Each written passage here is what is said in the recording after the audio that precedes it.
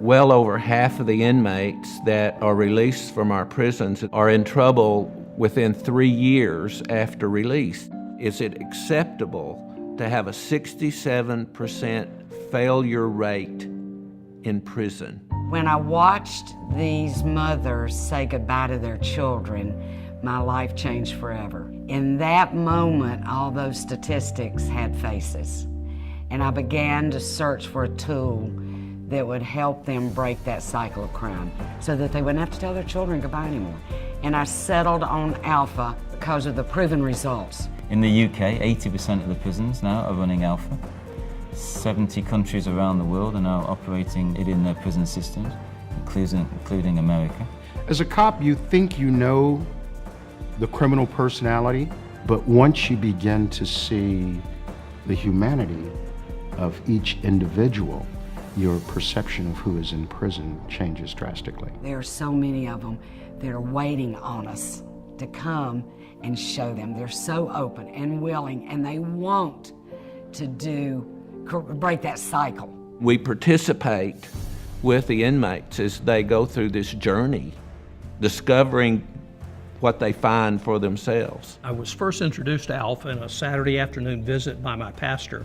It's non-threatening, it's practical, it's not judgmental, it's self-discovery.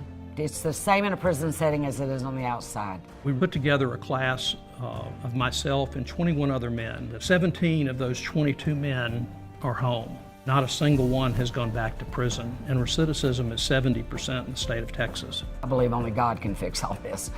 And I think wardens are beginning to see that too, because of the drastic change in the population of inmates that have actually gone through the course. Prison unit where I was, that some 2,800 men have taken the Alpha course, and large numbers of them have come to know Christ. We know that through Alpha, the connection with the church and the prison, that we can make a difference. Wardens are looking for answers now. They're being held accountable now. The vision for Alpha in the prisons is to get it in every single prison around the world. We've got over 9 million people, I think, in prisons. And then the other side of the vision is the aftercare.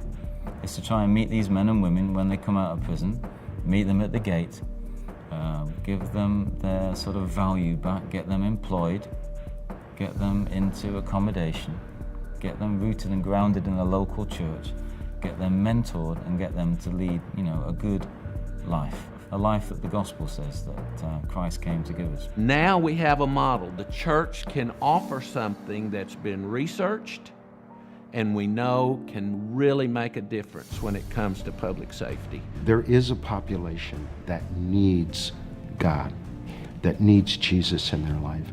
And there are 2.5 million of them locked up in our prisons in this country. You have an incredible opportunity to solve the problem that you've got in the prison system.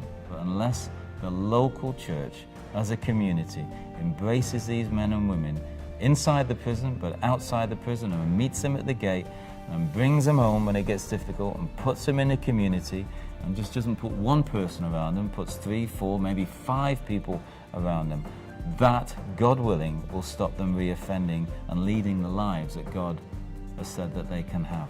It's not as hard as you think once you get in there, and it'll touch your heart for the rest of your life.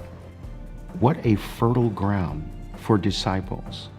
And it will help you. I promise you, it will help you go deeper in your faith. We've been praying for volunteers. We've asked God to send workers, so we're waiting on you.